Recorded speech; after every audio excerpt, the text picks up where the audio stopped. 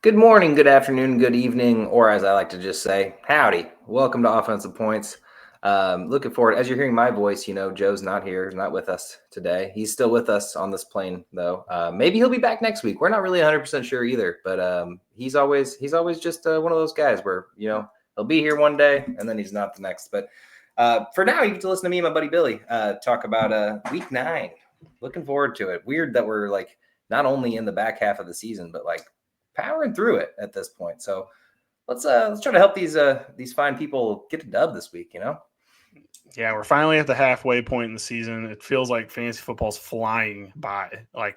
Scott Fishbowl, you're already clinching playoff spots, and it's just like, oh my god, can't believe we're already there. Well, I mean, I haven't yet, but the first 500 and something people clinched this past week. And I'm just like, wow, we've already made it to playoff clinching for Scott Fishbowl. That's insane. I was flying high just like the birds for a while, and then I don't know what happened these last couple of weeks. That's fair. I'm going to go ahead and take my fireball shot. I bet that Cam Scatterboo was going to have more than Saquon Barkley, more points. And unfortunately, Cam Scatterboo's leg or, an ankle exploded.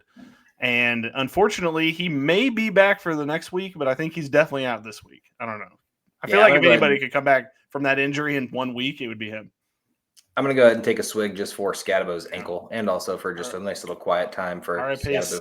Dude, he had the perfect Halloween shirts, by the way. I don't know if you saw that, but it was Scatta, and then it was a ghost because it was boo. So I mean, it's he has perfect shirt. And then the ankle decided to peace out on us.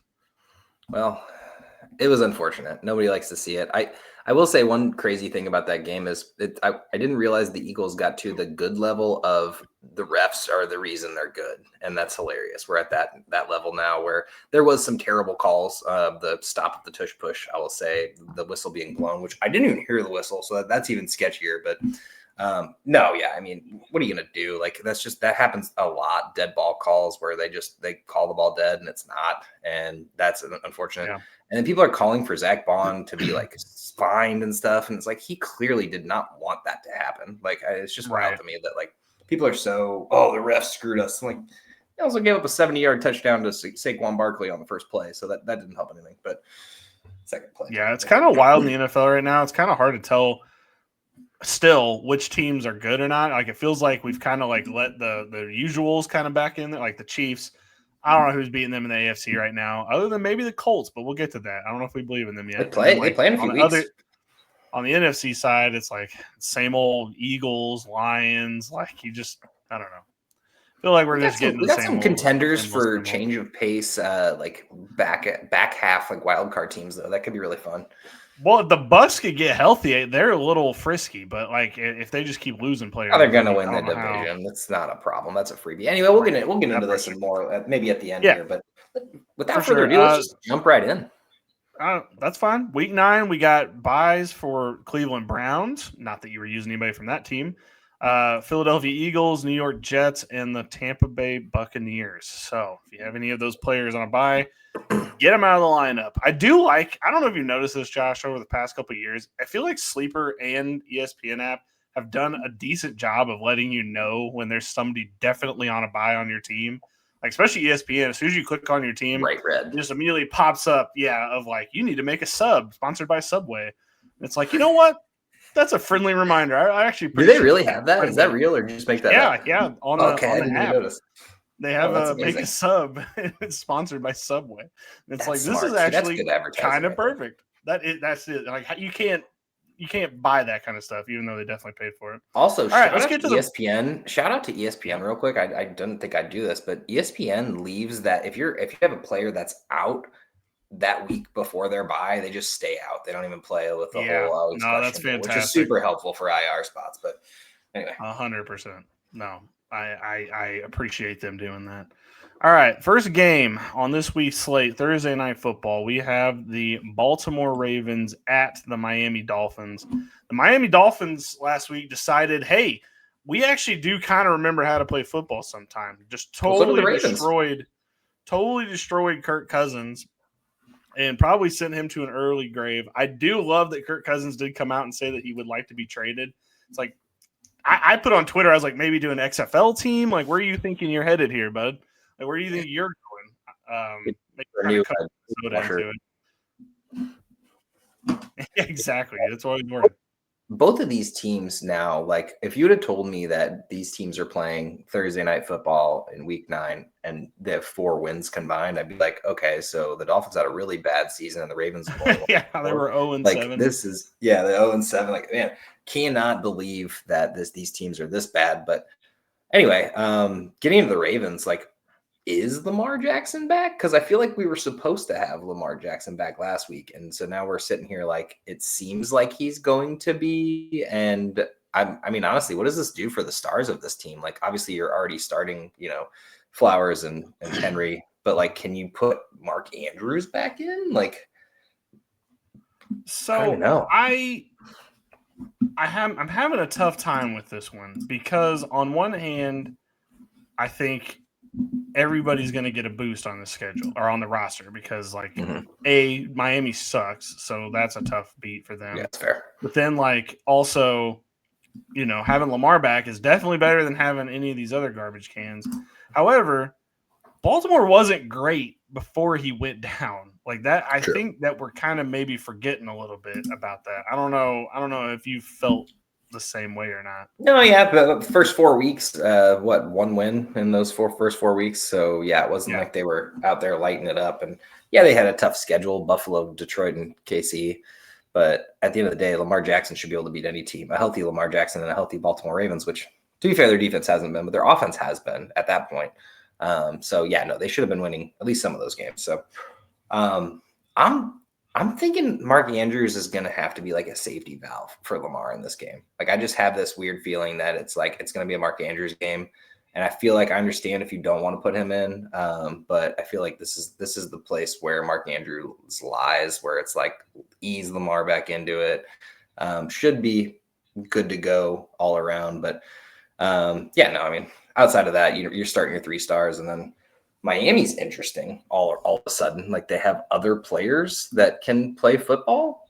I don't know. Like, you got Malik Washington finally catching touchdowns in 3 straight decent weeks.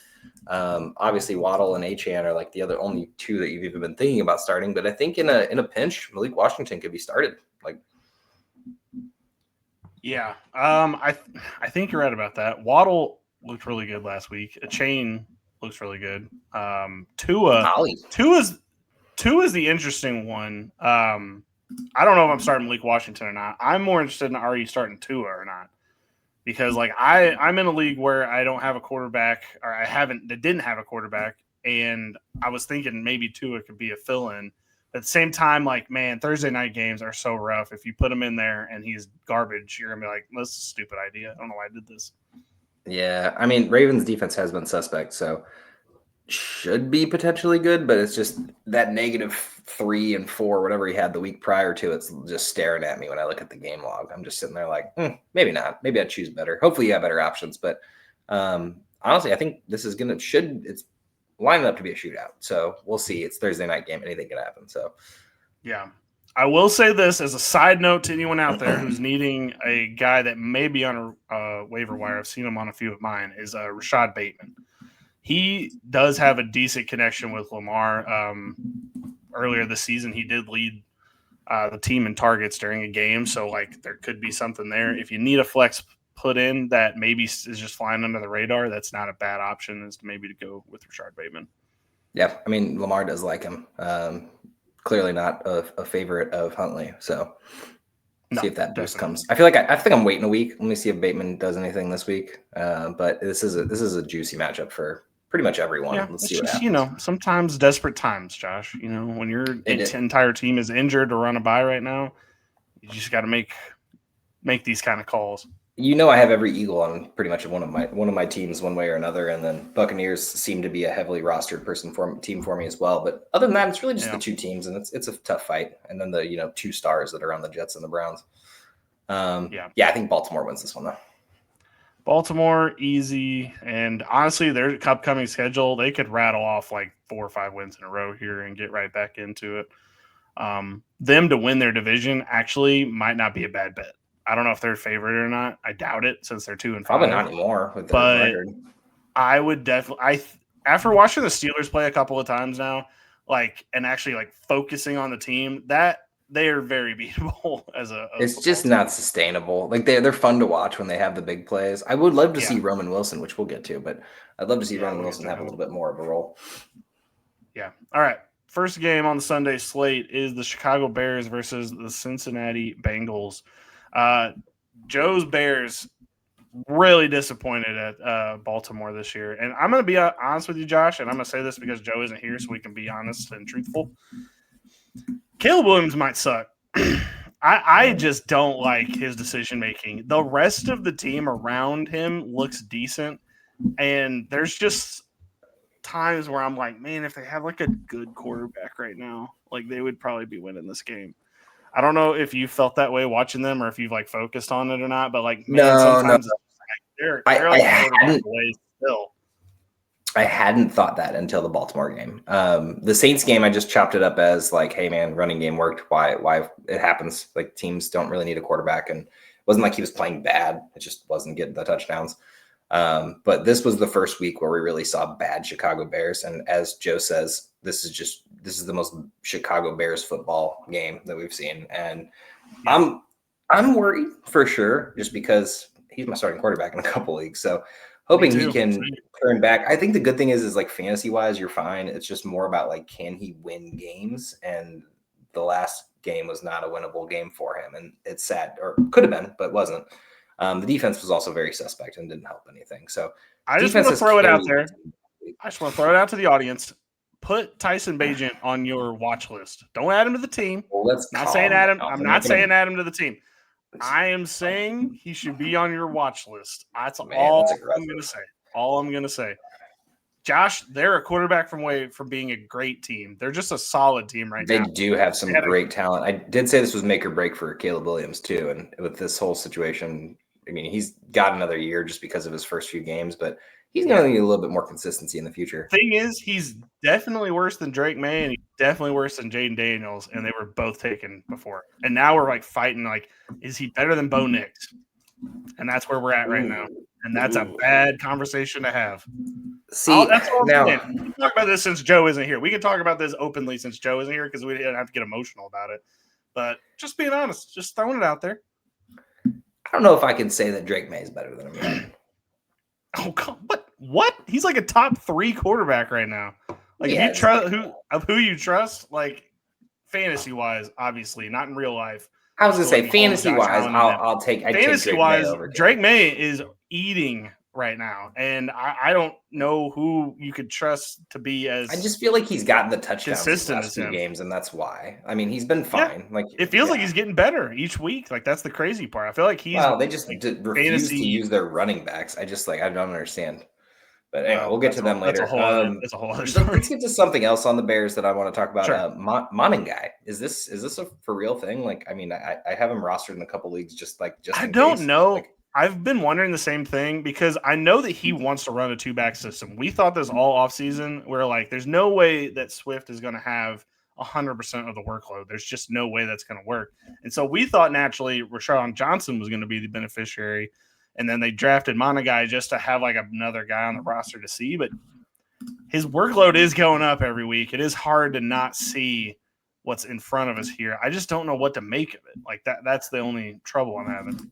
Right. You're obviously not starting him yet, but him playing about the same amount of snaps as Swift is just wild to me, considering what Swift is doing with his touches. So maybe it was just because of a blowout. Maybe his numbers went a little higher last week. But at the time being, Swift's a clean start. Obviously, a top 10, top 12 running back at the moment. So yeah, for sure. And then good news for the Bears here is they get a nice week where Joe Flacco might just not be playing because he has a shoulder injury. So, yeah, might be going back to the Browning train, which is scary news for anyone out there that has T. Higgins and Jamar Chase. Because it was just sad. Somebody finally unlocked the Bengals outside of Joe Flacco or Joe Burrow. Nice. Even Chase Brown this past week. Yeah. I know you hate him, but this last week I don't hate him. I just told you he wasn't a round 3 quarter running back. I do love that it's I hate him. Played like it last week.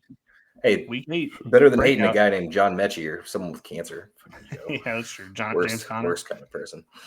Yeah, no, Bengals. I'm scared again. It was really fun for a moment where I was like, yeah, Same. Chase and Higgins are back, and Chase and Higgins are back, and now it's like, I still think you start them. You got to, especially against the Bears You have defense. to. You have to. Suspect. It's just what sucks is it's just like we knew what we were getting versus now we don't know what we're getting. Yep. Which and is very, so hopefully very Flacco can get healthy soon. But for sure. And then, by the way, DJ Moore should be on benches forevermore.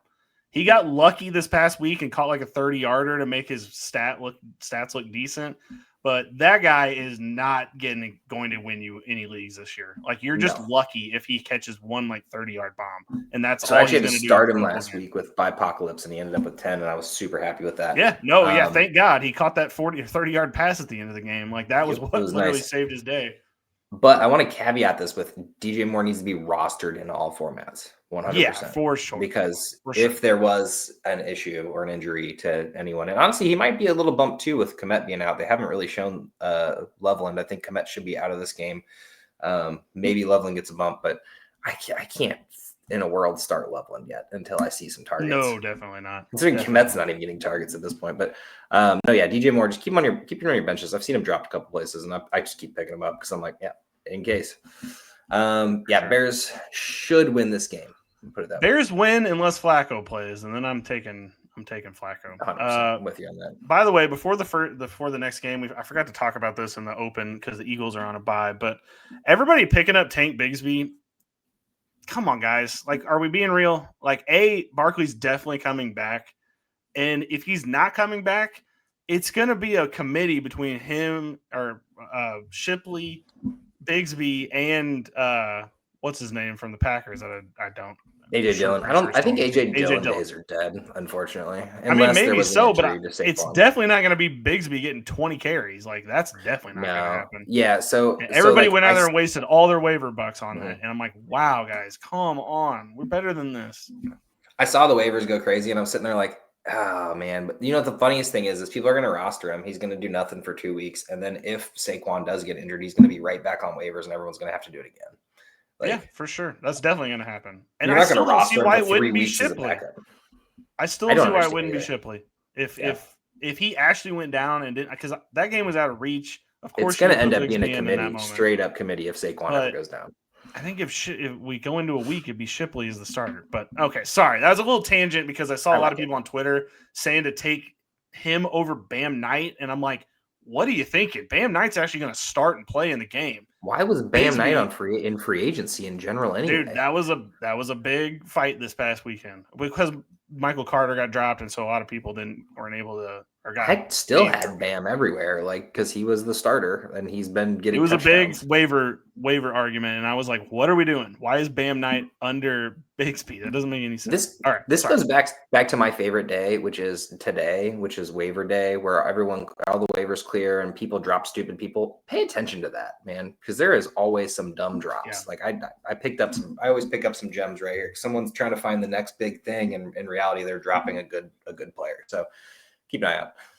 Yeah, for sure. All right, next game on the list is the Minnesota Vikings at the Detroit Lions. Okay, well, Joe's notes he put for the Vikings is Kevin O'Connell a sadistic prick.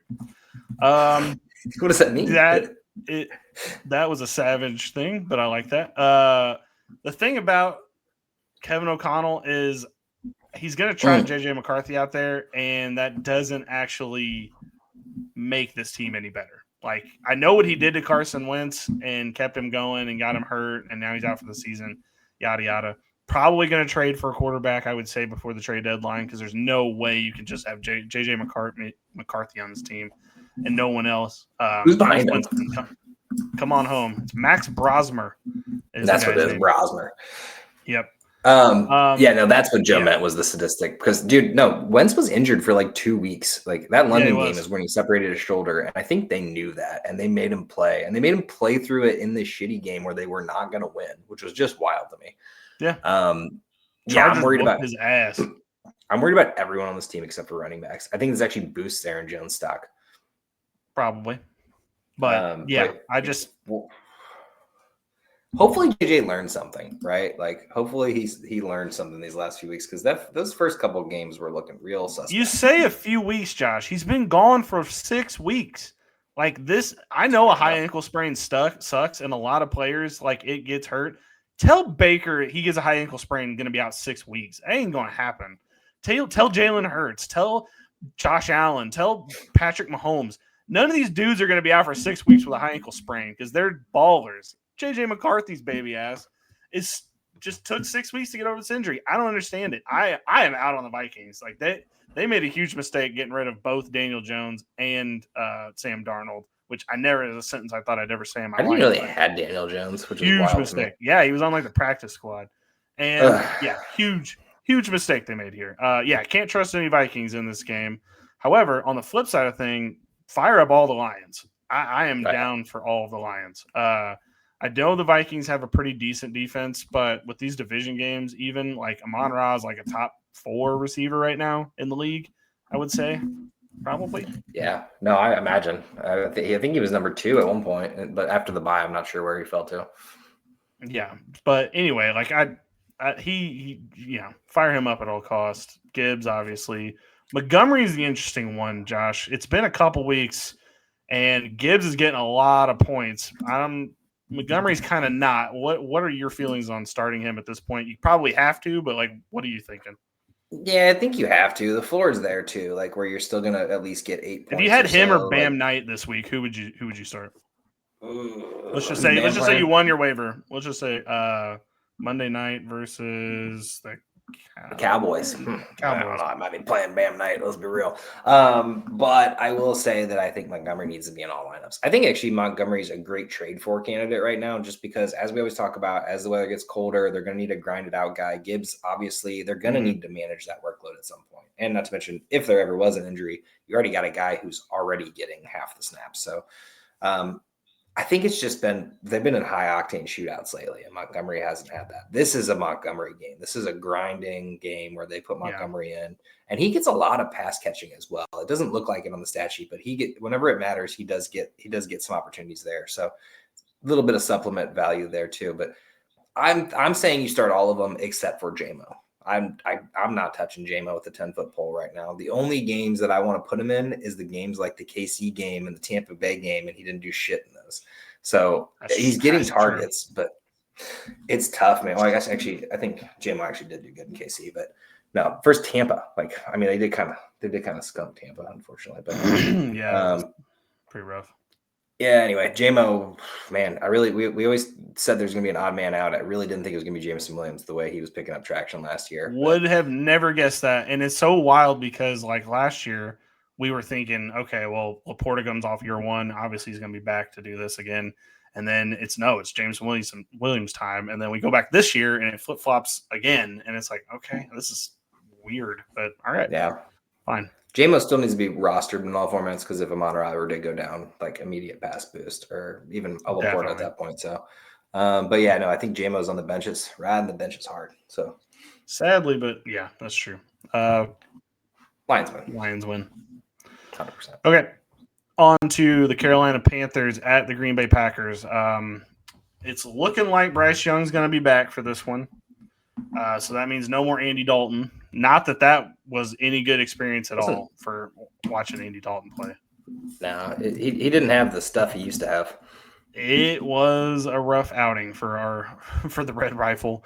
The thing is, and this is where I'm going to be pretty mad, unless David Tepper, the owner, is messing with the coaching staff, why Rico Dowdle is not dominating the touches on this team in the backfield is one of the most confusing things I've ever seen. Dave Canales cannot be stupid. And yet we have an almost 50-50 work share between him and Hubbard. And Josh, it's hard to start either of them because one of them is going to get in the end zone. You just don't know who it's going to be. And then the other one's going to get like 40 yards. And it's like, I can't start that. Like, I don't love that. But the thing is it goes down to just yards per carry straight up for me. Like you got 200-yard games at 9 yards per carry and 6 yards per carry. Then Dowdle comes back. He goes for 4.5 yards per carry. Then he goes for 6.5 yards per carry this last week. Chuba, 2.21, 2.83 in 2 games and getting more carries than Dowdle. And it's like, how do you not just like look at the statistics? Like as a coach, GM. I don't know who needs to be that guy to have the conversation. We've done this podcast long enough. It just feels like sometimes it's like, how hard is it could possibly be a coach? How hard is it to be a coach? It just doesn't make any sense to me. And literally, like I'm saying, unless it's the owner himself telling you have to play Hubbard, that is literally the only reason. And nobody's ever come out and said that, so I don't know if that's true or not. But that is the only reason that this should be even a question right now. But here we go again. We have Dowdle, and it's hard because he should be out there. He should be playing, and he should be a starter for your fantasy football team. But boy, it's hard. Back-to-back weeks. I think the biggest thing for me is you don't even have 2 wide receivers on this team, and you have 2 pass-catching running backs that could just be out there at all times. Very confusing. Just do 2 running back sets. Not all the time, but you could easily do 2 running back sets with these guys and have them both run routes. And then you got another couple receivers out there. It's not like Leggett and Coker is tearing it up out there. Not to mention Jatavian Sanders, who really hasn't had a breakout year. Ted's the only one that I'm starting right now. I mean, Bryce is fringe worthy at any given moment if need be, but you're not stoked about starting Bryce. I think I might have to be starting him in a dynasty league this week, which is scary times. But on the other side of the ball, we got our wide receiver 1 back for Green Bay, and his name is Christian Watson. 4 catches for 85 yards. Best wide receiver in the league? No. Best on the Packers? Probably. I don't know. He did come back with a force. This team, other than Tucker Kraft and Josh Jacobs, just feels like it's going to be – well, shoot, even Josh Jacobs. Josh, what did you think of this Emmanuel Wilson thing last week? I think it was just a flash in a pan. It just happened to work out that he was a hot hand because Josh Jacobs couldn't get anything rolling. But, I can't start Emmanuel Wilson, but I just feel like it's Josh Jacobs and Tucker Kraft, and that's it. Yeah, absolutely. And they just had a plan for Josh Jacobs, and they did a really good job executing. And it was smart for Green Bay to pivot to Emmanuel Wilson, even though the game was kind of in hand at that point anyway. So it's just kind of a way to keep Jacobs healthy. But Jacobs is an easy start. He pretty much falls into the end zone every game. It's just great. And not to mention, just draft capital alone, you got to put him in. Running back 8 on the year, which it never feels like it with Jacobs, right? Because he's always getting 13, 15 I know. points. You're like, where are the big games? And it's like, no, he does have one big game. Eddie. Well, I know, but you're just he's kind of just a steady Eddie. Yeah, he's a great running back to have. And, in the 2nd and 3rd round, that's the kind of running backs you want, not Chase Browns. For sure. Anyway, are we worried too early to say it? I'm sure you're about to mention him, but is it time to say RIP to Matthew Golden? Yeah, that's exactly what I was about to say. I mean, different sentence, same message. It's looking rough, man. And Jaden Reed's coming back soon too, just to even further. No, that's what I'm thinking. It's like, what are we doing here? I don't even know if you need to roster him. I think Golden is droppable in redraft. His only pop game was against that sorry-ass Bengals team. That was the only game that he did anything. And to call that a pop game is tough because exactly. It wasn't even 100 yards. You want to hear a crazy stat? He hasn't had a 100-yard game since he played at Arizona. He got drafted from Texas, mind you. He got drafted out of Texas. He hasn't had a 100-yard game since I don't remember if it's Arizona or not, but whatever team that he went from to Texas, he hasn't had a 100-yard receiving game since then. I can't necessarily blame it on Seems like a problem because I agree, but I can't necessarily draft him in the first round, Josh. Come on now. Listen. Tucker Kraft just got 140. You have a problem with those with horns on them. I understand. We don't need to bring any biases in here. I'm not bringing any biases whatsoever. Be biased with the truth on your side. Is it his fault though? He's getting 4 targets a game. What's he supposed to do with that? Catch 40-yard passes? Okay, here's the thing. When let's just say Marvin Harrison Jr. came into the league, that man's not getting 4 targets a game. That guy was at least 6 or 7. Like Ted McMillan right now, he's not getting 4 targets a game. Like if you're a first-round wide receiver, you need to be getting targets. Emeka Ibuka, he's not getting 4 targets a game. Go through all the other first round. Garrett Wilson. But how is that? Jamar Chase. How is that Golden's fault? I'm not okay. I guess you could blame it on Jordan Love, but the man's throwing the ball 37 times a game. If he's just, it's what we said all year. Christian Watson just went for 85 yards, and he only got 4 targets too, I guess, but he made the most out of his, I guess. That's fair. This just goes back to the Green Bay Packers and Jordan Love he's just going to spread that ball around. Like Tucker Kraft getting 180 yards or whatever was ridiculous and amazing. Love it. But at the end of the day, it's just going to be a spread. And we know that. Like the wide receiver room was always suspect. The people who drafted Matthew Golden high thinking that was going to be a hit is now sitting here like it wasn't a hit without Christian Watson. It's definitely not going to be a hit with Jaden Reed there too. This is just going to be a gummed up offense with wide receivers. So I think you can pretty much drop every Green Bay receiver except for maybe Christian Watson, and then let's see what Jaden Reed does. The thing is Christian Watson. At least I mean, obviously there's going to be one busted play per game where he gets like a 45-yard reception, and it might be a touchdown. And exactly, and that is good enough in this day and age to at least be on a roster. I think it just comes down to him being 6'4", right? Like all these other guys are tiny. I think Dobbs might be a little taller, but he's just the biggest guy out there outside of tight end. So anyway, we talked way too much about this game. Green Bay Packers will probably win, but I think the Panthers give it to them as well. They learn how to run the ball without them. Okay, on to the Denver Broncos versus the Houston Texans. We'll start with the Broncos because they had the more unusual game against the Cowboys. So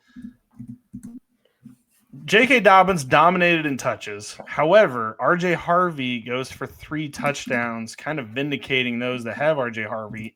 Probably didn't start him. I was going to say the worst part is no one started him. I mean, you might have had to with last week. If you did, it was probably one of an all-time by apocalypse dub for you starting R.J. Harvey. But with this team, it's just kind of hard to say other than like J.K. Dobbins and probably Cortland Sutton, who to start each week. Because I was really on the Mims train. Let's go ahead and talk about it. These running backs, it sucks to have a running back on the Denver Broncos. We're seeing what we all thought was a bust of Javonte Williams, and he goes on the Cowboys of all teams and just shows that he's an elite running back. So RJ Harvey could be phenomenal for all we know. He's not getting enough touches to sustain it. Now the 3 touchdown Dobbins is doing fine. That's the thing. But that's not. Oh no, Dobbins is perfectly fine. They're actually giving him enough carries, and I think it's just because they're like, hey man, the injuries might hit again, and we just want to get what we can out of them. Sadly, like it's a game at the end of the day. But Harvey, I don't think is startable in any format at this point until anything happens to Dobbins, unfortunately. But I will say though, wide receiver wise, it is Troy Franklin. He's I don't know sustaining. He's sustaining his. What are you talking about? You don't know 6 catches on 8 targets with 89 yards and 2 touchdowns. Coming in here, was good in this one game. Well, he's now had 8 targets 4 different times. That's saying something with this team. Now Sutton's one of the more consistent guys who's going to get something. Marvin Mims is always going to be that like Deshaun Jackson every once in a while get a deep ball kind of guy, and it's like not sustainable. I think Troy Franklin's floor is now like 6. Now that's not a great floor, but it's not the worst floor either. Okay. No, 6 points. I mean, but honestly, 6 targets as well. Maybe. I think with a floor like 6 targets, maybe he's startable. But I just like you're gonna get a couple weeks where he only catches 3 balls and gets like 29 yards. Like that's gonna happen.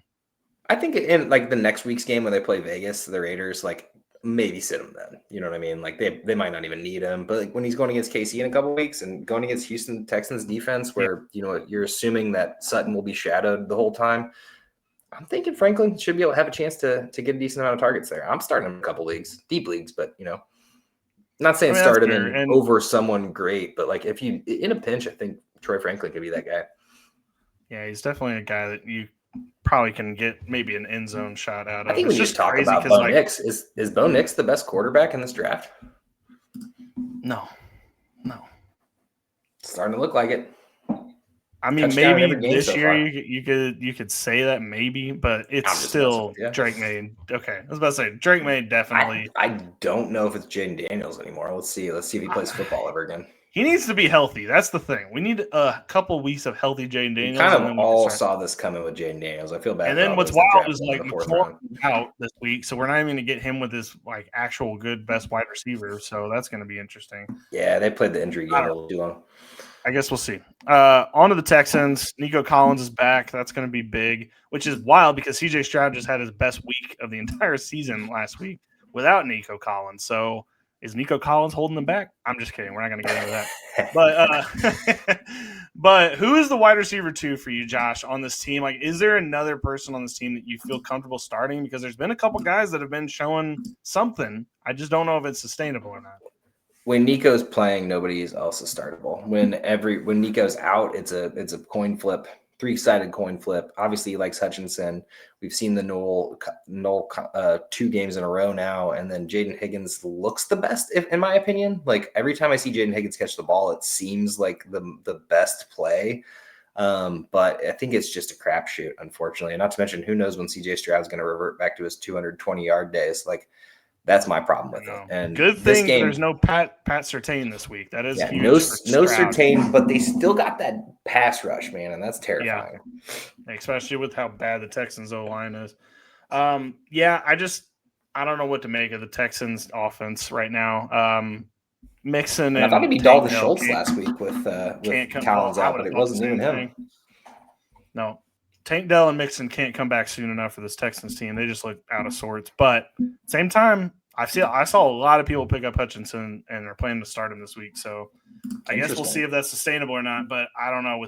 I'm with you though. With Nico back in there, it's hard to think he's not going to get like 10 targets, and then someone else is going to get 6. But who is that other person? Yeah, I'm not risking that unless I'm in a desperation play. Yeah, for sure. Broncos win. Broncos roll on the road. All right. Next game on the list is the Atlanta Falcons versus the New England Patriots. The surging New England Patriots, mind you. My bet with my neighbor about them not getting 10 wins is looking really bad, by the way, with this. Yeah, you're probably. It's just a 6-pack. I'll pay up. It's fine. I was about to say, you're probably going to lose that one. I don't know. I think Penix is going to be back for this game. I actually haven't seen his injury report. I guess that does matter. I was going to say, does that matter? Because he's kind of just been mid. But at the end of the day, like, Kirk Cousins was so awful that, like, yeah, it matters. It does matter. It says limited in practice today. Well, we're just going to talk about this. We're going to talk about this assuming Penix is back. Okay, my biggest issue here was, how did Bijan do nothing last week? That's what scares me. Like, and it wasn't even like, I understand Kirk Cousins couldn't do anything whatsoever, but like at the end of the day, Bijan still should have broken a 10-yard run. Like, it didn't feel like he got past the line of scrimmage. So gross. Dude, I feel the same way. It felt like they abandoned the run way too early. Not that it was helping, because their defense was getting shredded by Tua. So I guess they just had to abandon it. But the thing that makes Atlanta what they are is just feeding Bijan targets and rushes. And for him to only get 3 targets in the pass game and then 9 rushes, I mean, it's kind of like Barkley. Like, you kind of have to give him 15, 20 carries, because you never know which one of those is going to turn into a 75-yard run. Like, if you abandon it too early, you're just abandoning any of those points happening. I don't get it. Do not get it at all. So I guess we should also talk about the elephant in the room, where Mooney was inactive and did absolutely nothing. I don't know if did he get a target? Like, I know he didn't get a catch, which was just embarrassing. I started Mooney. He did get a catch. He was 1 for 11. Oh, he did get a catch. He had 4 targets. Played 90% of the snaps, and he got 4 targets and 1 catch. Really cool. Really cool. He couldn't overcome Kadarius Hodge, the resurgence of Kadarius Hodge. But Drake London should be back this week, I think. I think he was also limited today in practice. Yeah, that was kind of a surprise inactive I was not ready for. But yeah, everybody wants to investigate all these weird, like Lamar Jackson. What was up with his thing? Drake London's needs to be looked at. Where was this? He just came out of nowhere. We were talking about it last week. Sketchy. Like, nothing had even popped up on a radar, and then all of a sudden it's like, yeah, he's out. It's like, oh, okay. I didn't know that was an option. Didn't know we were even thinking about that. But Kyle Pitts 8 in his stead with Kirk Cousins. Maybe that's all Kyle Pitts has needed all these years, is just Kirk Cousins to come in his life. Well, he had Kirk Cousins last year and didn't eat very well. So Yeah, I mean, he ate fine. He had a couple appetizers or something like that. But anyway, enough about them. Patriots. Are you excited about starting anyone on the Patriots outside of Drake May? Because I really am okay. not. So here is what's interesting about this team this week is have you seen the Ramondre Stevenson thing? Yep, I did see that. So he popped up on the injury report with a toe injury. They signed Dearness Johnson onto the team. Oh, and I didn't see that part. Actually was taking RB1 reps.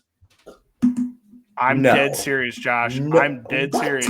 That's what the beat reporter said today, was that he was taking RB1 reps. Save him for the playoffs. Like, I don't know if it was just like he just got to the team, so let's throw him in a bunch to get him ready because he might be in the Ramondre role. So maybe that's why they were doing it.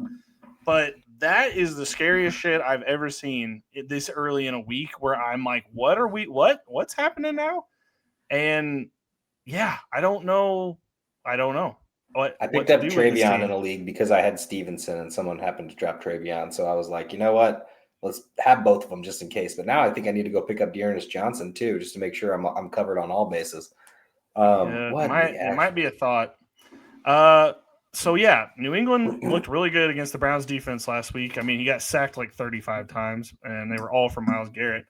But other than that, they looked pretty solid. Mac Hollins had a rare random Mac Hollins game. You know, we're always good for one of these a year, whether it's on the Bills or the Eagles, whoever Mac Hollins team's on. He's always good for one of these random games like this. But I think the star of the show is Kayshon Boutte. I think he is the guy. And I said in their notes that is it time to make a Boutte call? And I think it is.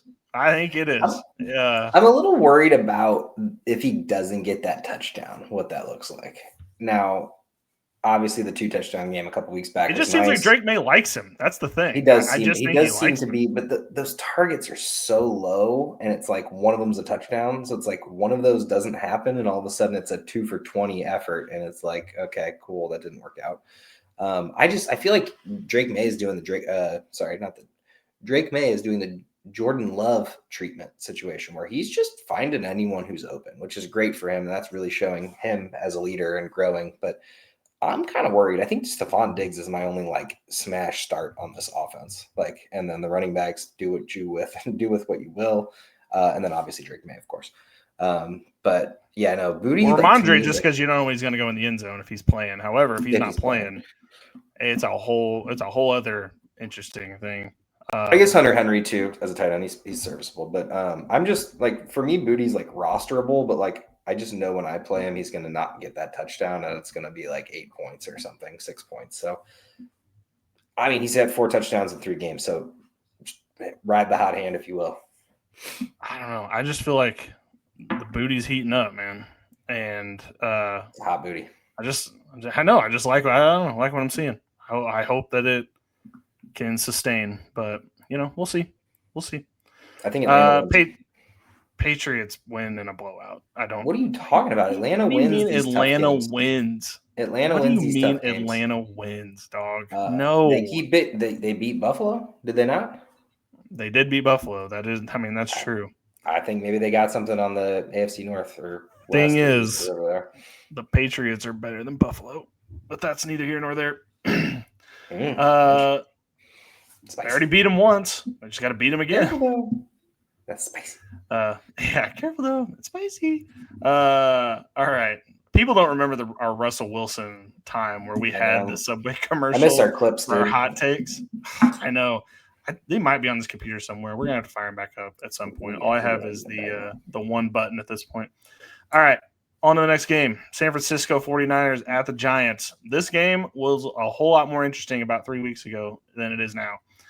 49ers, I mean, you got McCaffrey, even though he had a weird off week last week. You just stop right there. You got McCaffrey. Yep. Well, I do want to mention, though, Kittle looked good. Yeah, Purdy's back. That could be good. But other than that, back? I'm pretty sure Purdy is back. Okay. Well, Purdy's great when he plays. It's just I do love that Joe put in the notes that the 49ers should consider not playing him this week because they're playing at MetLife. Fair enough. That's a good note. Thanks, Joe, for your help. He's not even here. That's a solid note. Service. from Joe. When are we getting Pearsall back, man? Not anytime soon, apparently. I don't know. It does feel like he's always nearing a back, but I mean, it's been like 3 weeks. So why not put him on the short-term IR?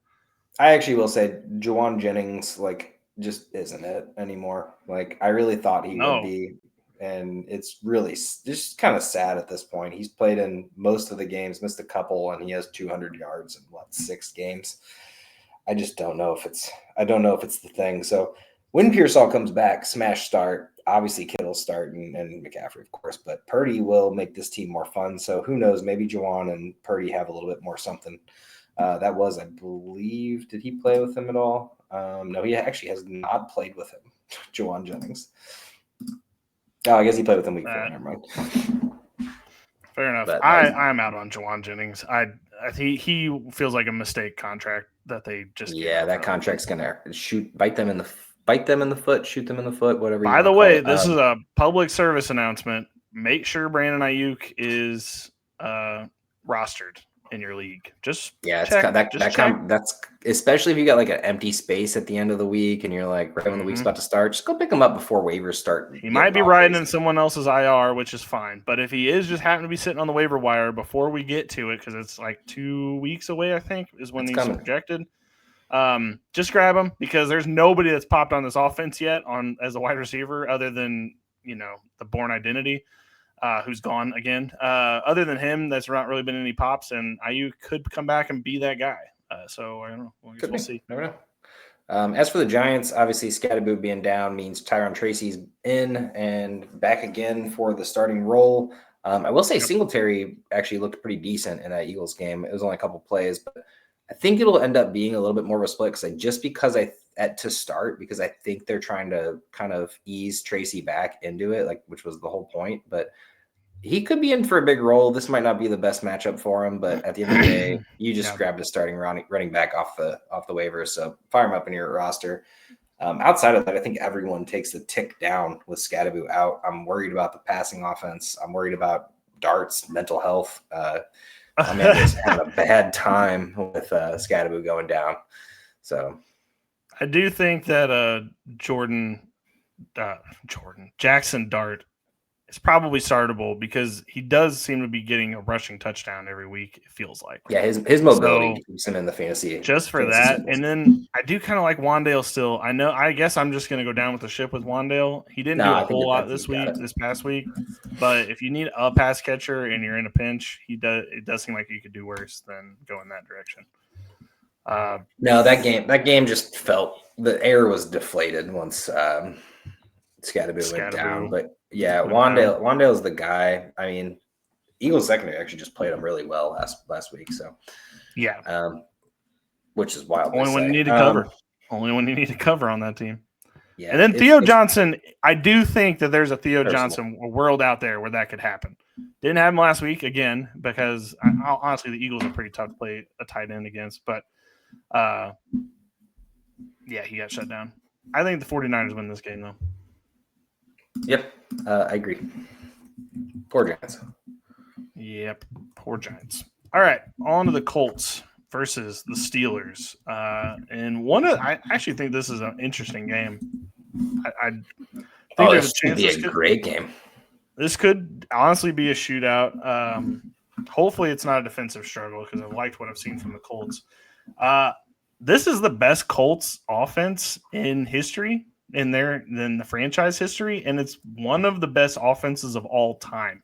Josh, are you prepared for that? So what's crazy was people were saying, well, Jonathan Taylor won't win MVP because he's a running back. He is currently outpacing Saquon's streak last year. So there's a possibility not only Jonathan Taylor makes history, but also is one of the first running backs to be MVP in the last decade or multiple decades at this point.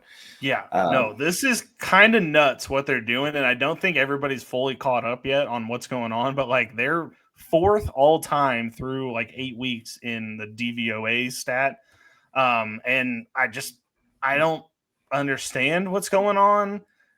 I guess Shane Steichen really is a quarterback guru. I don't know. I don't even know if it's that. I think it's Jim Irsay, man. Jim Irsay passed away in the offseason. Jim Irsay's daughter is down there just standing on the sideline trying to learn the game. And I actually fully respect that. She's out there asking questions like, what's going on? What's that? Like, I've seen a lot of like clips of her just randomly standing on the sideline and people are like, what's she doing out there? I'm like, she's the fucking owner. What do you mean? She can go wherever she wants. Like, I hate Twitter sometimes for those kind of situations, but no, I think it's the Irsay thing, dude. Like that happened. And once Irsay passed away, like this team has a spark underneath them, and it's crazy to see what's happening, but I can't count it out at this point. This is hopefully they can do something in the playoffs. That's what I'm scared of, is that they're going to have this like historic season. The only thing is because I've seen a lot of people saying like, oh, didn't we just do this with Minnesota last year? This is different than that though, because that Minnesota team, and you were saying it the whole year, they were like luckily winning these games. It was always like some random ball bounced a weird way. The ball hits the post and goes in, and it was they're beating people down week in and week out. They're beat downs. They're not just like kind of winning. They're like actually winning these games, and it's kind of making me think this is a real football team, and it's just weird to say. I will say just one thing against our conversation here is they have had such an easy schedule. They have played almost no good teams. They played Denver before they even figured out their identity. They played the Rams when they were in shambles without Puka. Maybe they had Puka at the time. And then the Raiders, the Titans. They technically should have lost the Broncos game too. That's a thing. Oh yeah, because they had that weird offsides call. No, Puka was playing during that game. So yeah, man, they did beat the Rams. I'll give them that. They beat the Chargers. Those were tough games. But they played Tennessee twice. I mean, their divisions did not beat the Rams. They did not. Did they not beat the Rams? Oh, that's the only team they've lost to. Yeah. Okay. So well, that makes sense because to further your point. Yeah, that's the only great team they've played so far. But what's wild is if you look at their schedule, they play the Steelers this week, not a great team. They play the Falcons next week, not a great team. Then they play the Chiefs. That'll be a tough one. But then it's the Texans, not good. Jags, not good. Seahawks will be a fight. 49ers, I think all three of those are dog battles right there. Houston, Jacksonville, Seattle, personally. Maybe. I mean, maybe because they're in the division, but like the Texans and Jags don't scare anyone. I mean, they just don't. San Francisco, if they're healthy, week 16. I mean, they got a tough end of the schedule. Houston can – when they play, they play. I'm not super worried because, again, I think this team's good. So, like, they're having – and they have a great running back, which is – well, and at the end of the day, they also have momentum on their side. They're just winning games. But at the end of the day, I just want to caveat it with this is one of the easiest schedules in NFL football right now. So it makes sense that they're kicking ass. But nobody expected them to even win games at this point. So it is very impressive. Patriots are also benefiting from that, by the way. As far as the fantasy goes, like, Pittman – has been a revelation this year. Like, I know people probably accidentally got him in like an auto draft pick because like nobody wanted him, but he's probably he could be a league winner for people this year if they accidentally have him with a decent other part of their draft. Tyler Warren's an obvious start. And then between Josh Downs and Alec Pierce, I don't really know which I feel more comfortable with, but like as a flex play in a week where you have buys or injuries or something, I don't hate either one because either one could pop like that. I was about to say the same thing because they're throwing for so many yards this game, which is wild that he's still hitting like 280s when Jonathan Taylor's going for another 190 or whatever 200 yards. So he's firing that ball. You know, Tyler Warren and Pittman are good to go, but I do like Josh Downs. He came back from that one game out and went out and caught a touchdown. I know the yards aren't there. But Alec Pierce has been getting yards too. So I'm good with either one because you never know which one's going to hit at a time. And if one gets a touchdown, so. For sure. And then on the Steelers side of the ball, we'll just get through the usuals as DK Metcalf, Jalen Warren. I like both of those guys. But Roman Wilson, we have been sitting on our Roman Wilson stock for 2 years now, wondering when and if it's ever going to happen. And then all of a sudden against the Packers, he looks incredible. What are we doing here? Where has he been? Dude, those hands to catch that ball around the defender in the end zone. Yeah. It was amazing. It was insane. I was like, who is that guy? And I'm like, that's Roman Wilson? Where's he been this entire season? Little dude. I thought he was going to be a fan favorite for Rodgers, but at the moment, hopefully this is an increase and hopefully this is a, hey, wake up call. Like, hey, we do have a number 2 receiver on this team. But jury's still out, but maybe put him on your roster, see what happens. You never know, might hit. So if you got the space, definitely got no more clarity with the tight ends. I was actually going to say you can actually in a pinch, pick up a Pittsburgh Steelers tight end and hope that he gets the Oh, touchdown. and just play him and see what Yeah, happens? like yeah. Okay, Like if fair you're enough. stuck with an injury or a bye week for your tight end, I think picking up Jonnu or Darnell Washington, maybe not Darnell Washington, but I don't know, he was throwing it to him in the end zone again. And so like Darnell's definitely a red zone target. So you're just hoping and Freiermuth's out possibly because he has that quad injury that he had. So I think he didn't practice today. Questionable, yeah. But if he's out, that definitely, at least they probably have another one. Who am I kidding? I'm saying they probably that nails it down. Donald Parham and Connor Hayward. They got Arthur Smith just has to fall one out and put him out there. I think the Steelers win this game. I think this is a tough game for the Colts. I think if the Steelers can stuff Jonathan Taylor at least to under 100 yards, I think they can win this game. Well, the problem is the Steelers defense sucks now, which is not something I thought we'd ever say, but they are not great. I think we just think because they have TJ Watt that they're always going to be good, but they are definitely not. All right. Next game on the schedule is the Los Angeles Chargers at the Tennessee Titans. I don't know what to say about the Titans at this point. I think we'll just skip over it if that's cool with you. Whoa. No, I'm with it, man. Okay. I will say just we'll do this. You're not starting anyone from the Tennessee Titans. Even your Tyjae Spears that you just picked up. Please don't start him. Especially in this game. He got one touchdown. Everybody's gonna be like, "Oh, well." People are freaking out. They're finding a running back for anything they can. It's been real slow on waivers for running backs, but I will say I like what Cam Ward's doing these last few weeks. It's not all there, and he doesn't look good, but he's starting to pick up some consistency. He's starting to understand the game a little bit better. This man is a rookie once again, and everyone kind of put him in this pedestal of he's ready to start right away, but no quarterback really is, unless you're like truly just elite beyond your years. You have to really be mentally smart there. And I think Cam just needed a little bit more, in my opinion, for just like sitting behind someone. Being thrown into a crappy organization like Tennessee as well doesn't help anything. But I'm liking what he's doing here. And DK, by the way, Cameron DK is 100% ready. However, that's a play that I like is not for the faint of heart, because I swear that the week that you put him in, it's not going to be like the last 2 weeks. I just promise it's not. I'm in a league where I'm starting him, but he also gets kick return yards, so he's at least getting like 3 points. So that's helpful. That's good. On the Charger side of the ball, Kamani Vidal is one of the better running backs in football. I don't know where this was last season. I don't get it, but whatever. We'll take what we can get. The passing wise, Ladd McConkey is back with a vengeance. I cannot believe this McConkey resurgence. And then Gadsden has also been really good this season. Keenan Allen's kind of fallen off, and QJ has put him on a missing poster because I don't know where he's been. Like he started off the season. Fine. Yeah. Fine. I didn't say good. Okay. And that's why I didn't say anything, because I was like, you know what? He didn't say good. He said he's been fine. And that's true. He has been fine. But this last game, given he wasn't really needed because they beat Carson Wentz to a pulp, so there wasn't really a game to play. Yeah, I think Keenan and McConkey are fire-ups, and this Gadsden dude is just the real thing, and you ride this as long as it lasts, dude. Yeah, he really does. Who would have thought that the best rookie quarterback outside of Tyler Warren was going to be Gadsden? I didn't. Have guessed that. Didn't even know he existed. Poor Bears. Just going to keep saying it. Just poor Bears. Of course, they take the first one, and it's the wrong one.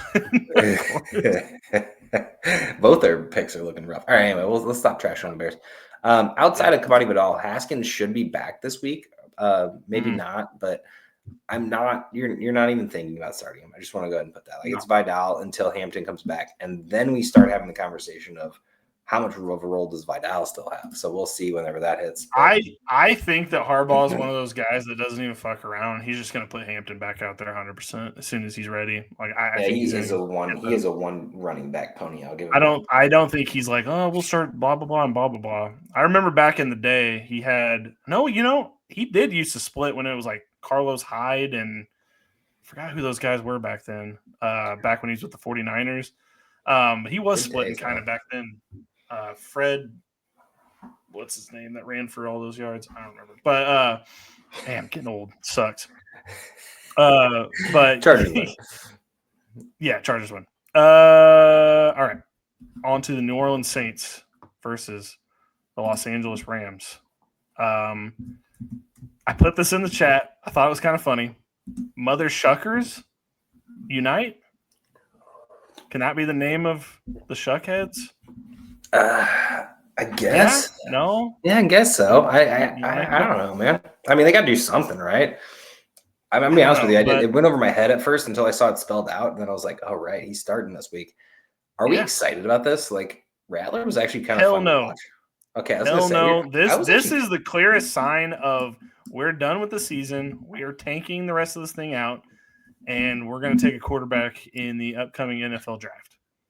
I know Rattler wasn't good, and I guess they have lost a lot of games, but I really feel like it wasn't Rattler's fault that they were losing games. It wasn't. It was not. But at the end of the day, Tyler Shuck is starting now, and he did play actually way more football than I thought in the Tampa Bay game. Who is this dude? That's my question. That's my biggest question with this New Orleans. Well, the crazy thing is it might be Olave, and that would be awesome. I hope so. And I would definitely take that. Rashid Shaheed might get traded before the deadline tomorrow. So I don't know if we should be counting all of the chickens there because he might not be on the team. If he's playing, sure. If he's not playing, then I don't know. This team is a whole random bunch of players on the team. Yeah. I think it's Olave and Kamara, and then just like, let's see what happens. And didn't even realize that Shaheed might be off this team at some point. He's one of the names that's been mentioned as a possible trade target or trade candidate. Yeah, we're about to get a lot of trade news this next week, and I'm looking forward to it. Next week's pod will be great. Trade deadline is approaching, and the Patriots, for example, have cleared a lot of cap space for something. So I'm really interested to see what they're doing. Hopefully it's a wide receiver. Not AJ Brown. It's not AJ Brown. I've heard the people want that, but I don't think it's that. I think it's somebody else. I feel like AJ's just out here trolling people now, dude. Like he's like doing mysterious things on his Instagram and posting, I have a new best friend with Cooper DeJean and stuff. And like, I feel like he's just having fun with it at this point. How stupid of the Eagles would that be to trade him? Like that'd be so Well, my thing is, number one, I just want to go ahead and just put that all to bed. They owe $9 million or $90 million, and they will not be able to recoup that if they traded him right now. So they're not going to do that. Number two, they're going to at least try to go for a back-to-back Super Bowl run, and then they get the exact same compensation for AJ if they trade him in the offseason. So it's not like it would really change. So like, why wouldn't they just try to do their run first? Like at the end of the day, unless they're getting a 1-for-1 with another wide receiver, which you just don't see anymore these days. So AJ's not going anywhere. Anyway, I was gonna say Puka back. Should be. Yeah. Puka is back officially, and I think it's just him and Devontae. Devontae coming off the last time we saw him, 3-touchdown game over in London. I do think that those – yeah, I know, 2 weeks ago now. But I think that's your two guys on this team other than Kyron. I think that's just kind of it. Like, I know a lot of people probably want to try to read through the lines, but I don't think there's any lines to read through. We were trying to see who the fill-in was for Puka, and the answer is nobody. Like, they just don't have one. It's Puka. The answer was we're just going to throw it to Devontae a bunch of times. You know what? Corum is a sneaky flex spot start this week, too. Not saying you should, just saying if you're in a pinch, because if this game does get out of hand, which it could, Corum could end up getting just an extra little chunk of carries at the end of the game and get some trash time points. So, just think about it if you're really in desperate measures.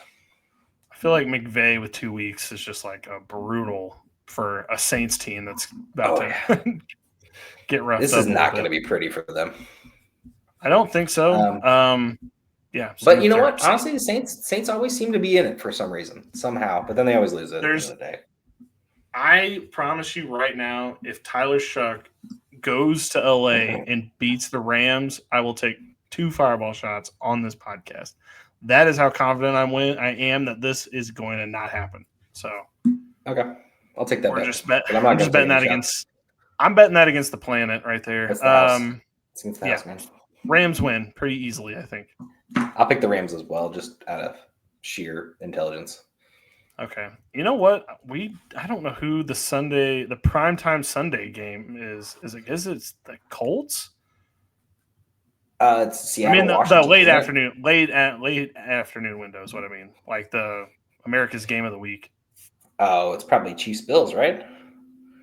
That's the Sunday night football game. Oh no, it is. Oh, that's not the Sunday night football game. Oh yeah, you're right. Definitely Chiefs Bills. Yeah. How come So the game of the week on Sunday is better than the Sunday night football sometimes? Very well, strange. Seattle, Washington was supposed to be good, but Jaden Daniels hasn't been playing football. So, I mean, in their defense, that seems like a good game.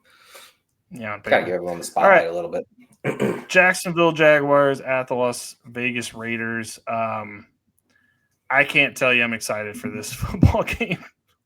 Like, this is one that I will not be watching or probably not going to be on Red Zone a whole bunch. There is a couple of interesting notes here. I do want to start with the Raiders just because I kind of like saw this, and I still haven't seen Adam Schefter even tweet it out, but Tyler Lockett signed with the Las Vegas Raiders, reunites with Pete Carroll, reunites with Geno.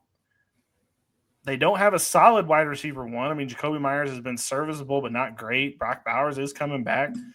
I don't know. Something tells me that Tyler Lockett's going to be relevant here. I think he should just be picked walk up right in all, and be relevant. All formats. Yeah. I mean, if he got like 6 targets on this Sunday, would that shock you in this first game? Not at all. Not at all. Wouldn't shock me. Geno already knows him and likes him. So I mean, I don't know what Tennessee was doing not using Tyler Lockett. I know he lost a step, but you can put him out there for 20% of snaps and throw him 4 passes. I'm pretty sure Tyler Lockett is the one that was like, I got to get out of here, guys. I get what we're doing here, but I can't do this anymore. Which, why you would go sign with the Raiders, I don't know. But, like, I think at least he wants to have fun. He wants to go play football is what it comes down to. Yeah. Like, he's like, at least I can catch passes from Geno. Yeah. No, yeah, I would not doubt it. Chip Kelly. Jacoby's a sit for me until further notice, until this pans out. I'm out. He might get traded too. That's another one. Yeah, he probably should be. Hopefully he goes to the Patriots and we can just talk about Jacoby Myers and see if he's any good. Outside of that, is Bowers coming back? He's officially back. Is what I'm seeing. Ready to roll is what our guy says. So cool to see. Does that mean anything good? I don't know, because Geno doesn't like him. So like Geno and tight ends are like allergic. At the end of the day, Bowers at least was getting enough to be sustainable in the starting lineups. Yeah. I will say Bowers and Genty, those are the guys. I was gonna say fire up Genty. I actually benched Genty against KC very smartly. I'm also in the. I was privileged enough to have enough running backs to do that. I know a lot of people aren't, but man, fire him up against Jacksonville. I know Jacksonville's defense is stout, but I feel like Genty coming off this bye is ready to roll. So. And with Bowers back, that should be helpful. So, talked way too much about the Raiders. Yeah, that was kind of weird, but whatever. Jacksonville Jaguars.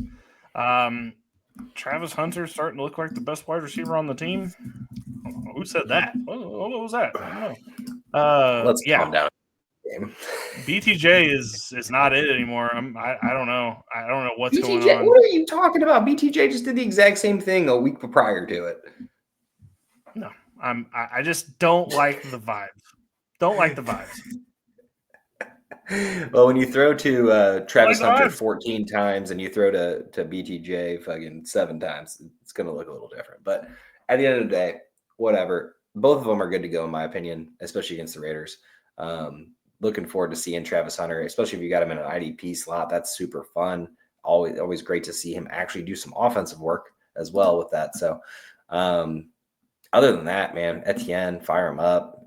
This Baishal Tootin thing is not real. I don't know who's out here trying to think that was going to be a thing. It's not real. I've seen people picking up LaQuint Allen. I don't know what's going on with that. I don't know if that's just a desperation. Like maybe I got the next guy. That's old news. It's a bold touch. I had to look and I was like, man, he's got 3 touches in a game. That's his max. Let's calm down. Anyway, yeah, tight ends don't exist without Brenton Strange. So. It's your 2 wide receivers in Etienne, and T-Law still pretty much. Parker Washington is easy. That's true. Is something that you could put out there. Maybe I do. You don't like want the to, idea. but you can. Hey, this is going to be a kitchen sink game because the Jaguars have to win this one, and I think they're going to throw it out there. Yeah, that's fair enough. Jags win. Yeah, Jags win. Pretty I think this one should be an easy one. All right, now on to officially America's Game of the Week, and that is the Kansas City Chiefs at the Buffalo Bills. The Chiefs are back, all the way back. It was fun while we were doom and gloom about them for a while. It was interesting to see like maybe a new king of the AFC, but Taylor Swift and the gang is all the way back, and I don't know what we're gonna do about it, Josh, because the Bills aren't gonna stop them, and I think Mahomes is gonna go nuts. I kind of like Kareem Hunt even. Pacheco's interesting. Rasheed Pacheco's Rice injured. is Pacheco's injured. He's out. okay, well, Kareem Hunt it is then. Yeah, Kareem Hunt and Rashard Smith is like a if you want to get froggy, but it looks like it's all Kareem Hunt. So yeah, Kareem Hunt's a smash fill-in this week if you can get him. I'd be interested to see if we're ever going to see Elijah Mitchell. Not really sure why they have him on their team, but no, dude, this is a all systems go on both sides at the end of the day. Yep. Like, I'm not even upset if you want to put Rashard Smith in. I know he hasn't really fired it up last week. Actually got negative points after a fumble, but you got Worthy, Rice, Hollywood's still getting some. Kelsey's been getting his. I know Hollywood didn't get it last week, but he's still getting some. This is going to be just all systems go. It's going to be 41-38, some crazy score. On the Bills side, man, it's literally everyone, the Shakirs, the Colemans, the Kincaids. Knox could even hit if you need a desperate tight end fill in. James Cook, you already know. Josh Allen, obviously, I don't need to tell you that. But this is also some James Cook bust out a 200-yarder. I didn't know he had it in him. I did. Know he was actually he started out the season so good and had some subpar weeks, and that's what the Bills need. I didn't know he ever had a 200-yard rusher in him. The problem is yeah, I mean, fair enough. But the problem is the Bills did the same thing that all these other teams do, where they give up on the run way too early in the game because they're down by a touchdown, and they're just like, "Well, we got to get it back right now." And it's like, no, dude, play your football game, dude. You got Josh Allen and James Cook, two of the best running backs in the league. Put them together, it's the best running back in the league. Anyway, this is gonna be a fun game. This always is. And the Bills will probably win because they always do, but then they'll meet again in the playoffs and the Chiefs will win. So probably, I don't know. I don't think anybody's stopping the Chiefs right now. Bills win this game. Fireball bet. That's fair. Okay. I'll go with the Chiefs. I've been doing one a week, and I've been winning one a week, so that's fair. I mean, maybe I kind of hope I'm wrong about this one in particular, but yeah, I don't. Wait, I'm picking Bill, and you're Bill? This is weird. Yeah. Wait, I'm Bill? Bill on Bill crime right here. All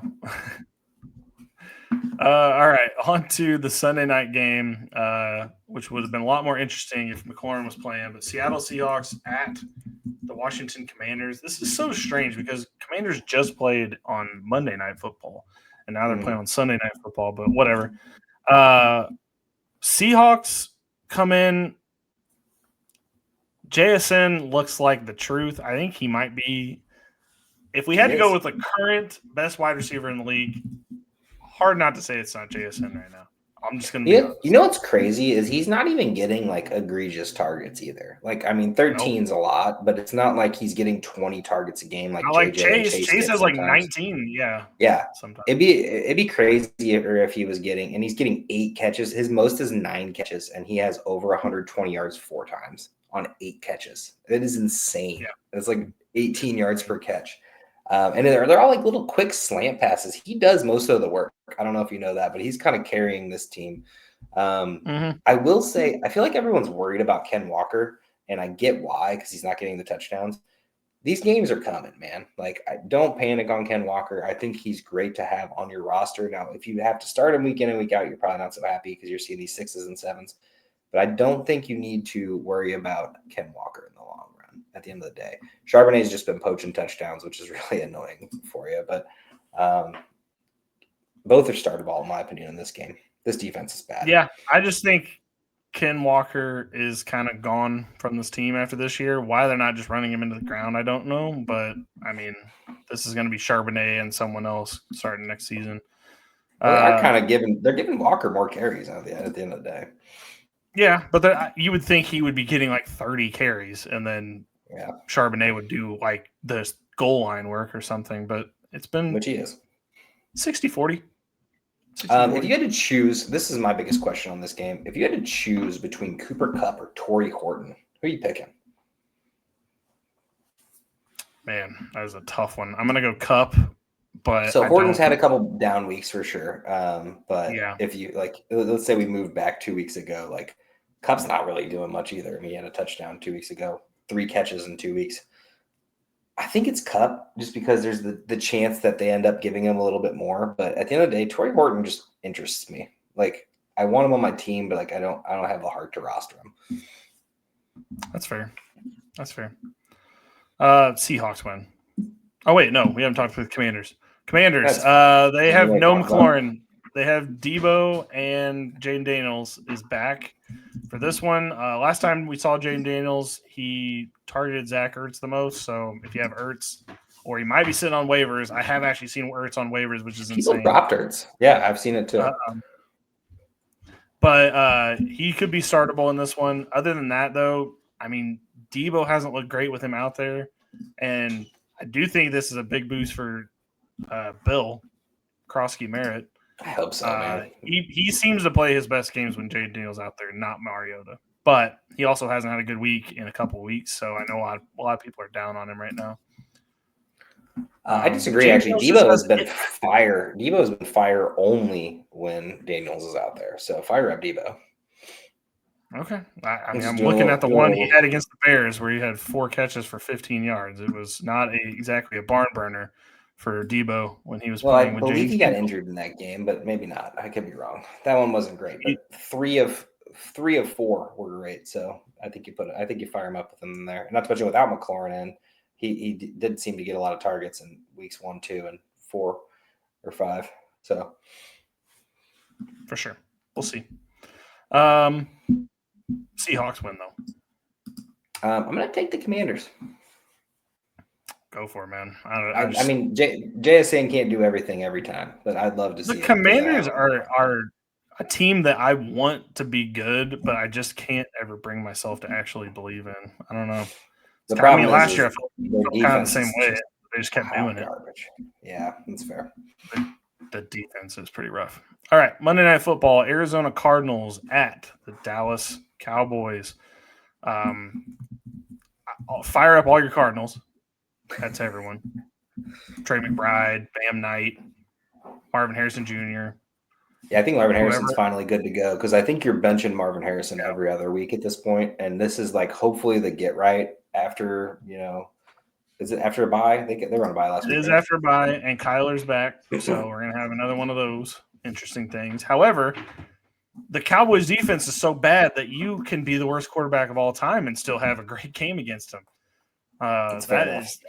Their defense is apocalyptically bad. It's so bad. And I don't really know. I don't know what else to say about them. On the Cowboys side of the ball, though, I feel good about pretty much every one of them, too.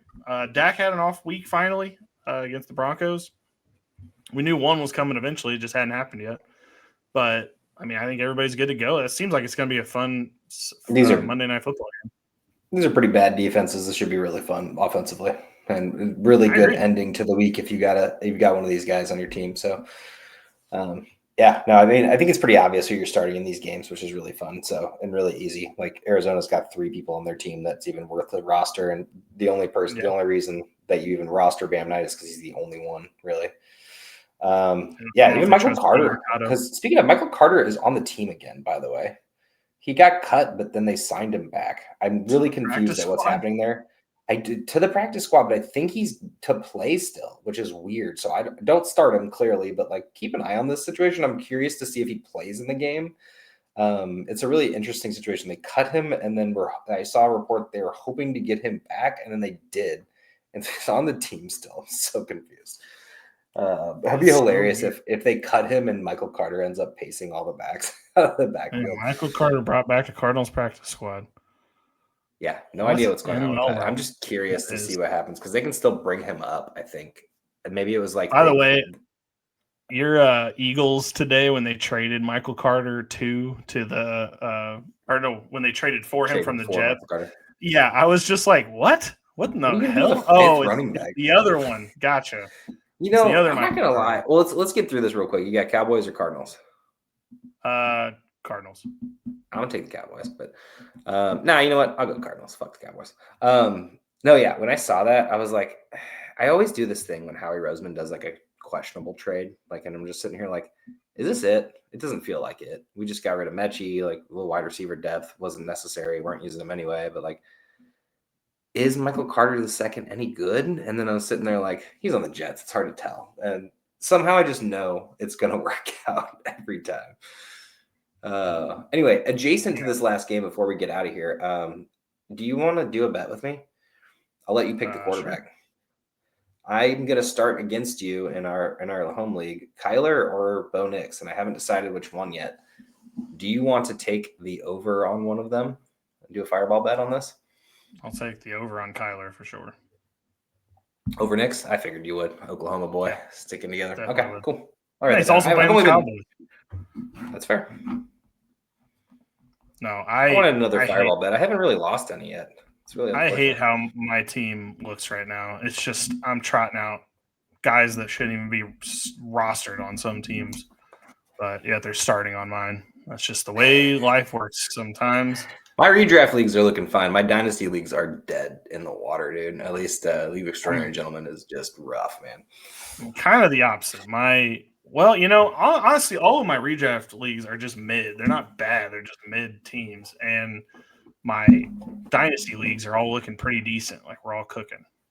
Nice. Except for my team that had like the best roster that I just told you before the podcast. And you're like, okay, how you're winning. I have like Bijan, Josh Jacobs, CeeDee Lamb, Puka Nacua, and that team's like 3-5. So fantasy football is weird, man. Like you'll have the best team in the league, and then just look at some of the leagues we're in. You'll see like the highest points scored against is always like one of the best teams, and it's just sitting there like, why couldn't the highest points scored against be the guy who's in dead last and has no chance of winning? But it always seems to be in one of those things. And how many games have there been this year? Like, I know that this happens in every league everywhere, but like, how many games have you been in where there's just like a win by 0.2 or something? And I'm sitting here like, man, that hurts worse. Like, I'd rather get blown out. I'd rather get a 200 to 50. I just won a game this past week that I won by 0.6, and he had Zach Ertz and Xavier Worthy, and on Monday night, and like literally they both had to combine for like less than like 15 and 0.9, and they happened to. I had 3 Monday Night Miracles happen, by the way. One was a more so of a miracle that it didn't happen, which included Worthy.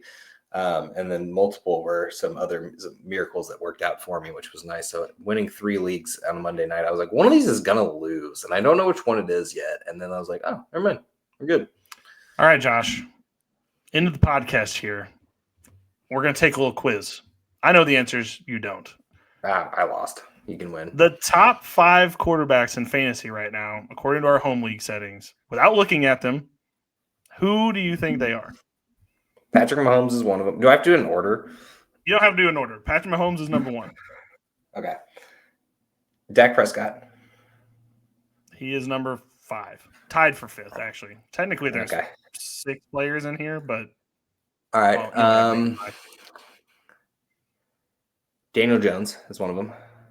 Daniel Jones is number 3. Okay. Jalen Hurts should be in there. Jalen Hurts is tied for 3rd with Daniel Jones. Okay, so I'm missing number 2. You're missing number 2, and one person tied for 5th. Bo Nix is one of them. Bo Nix is number 2. Nice. Yeah, and Justin Herbert is tied Herbert. for 5th. Oh, man, I actually killed that, actually. I'm pretty proud of myself. Yeah. All right. The other one I want to do is running backs, because I feel like this one there's no way you're going to get. No, there's top no way. 5. Top 5 running backs. JT. It's number 1. Number 1. I can actually name that one. I have him on a lot of teams. Bijan should be in the top 5. He's number 3. Okay. Javante is in one of there. Is number 5. Yeah. Okay. That's a hell of a pull right there. Yeah. Fudge. Now James Cook's in there. Nope, he is number 7. No. Number 2 is obvious. Number 4, I'm kind of shocked at like him being in the top 5. I would have figured Gibbs. he wouldn't be. Gibbs probably with the bye still in there. Gibbs. Okay. Oh, Cook was 6. Gibbs is 7. Okay, well Gibbs would be in there, but with the bye. Achane is number 4. That's the one I'm surprised at. He's number 4 in fantasy. You're shocked that he's in the top 5? Yeah, over Gibbs and James Cook, I would have imagined that they had better seasons so far than Achane. Oh, McCaffrey, damn. Wow. Yeah, McCaffrey's number 2. Yeah, that was pretty obvious. But just the fact that Devon Achane, I mean Javonte also just having better. The only reason I knew about Javonte, it was a reach on Achane. I could see him being less. But the reason I know Javonte's on there is because I have this legendary running back core right now, and I just traded away Swift, who's a top running back 1 right now. But I have Judkins, Jonathan Taylor, Javonte, and wow, just completely blanking. Oh, Genty, which is not a top 5 running back, but is nice to have on your team.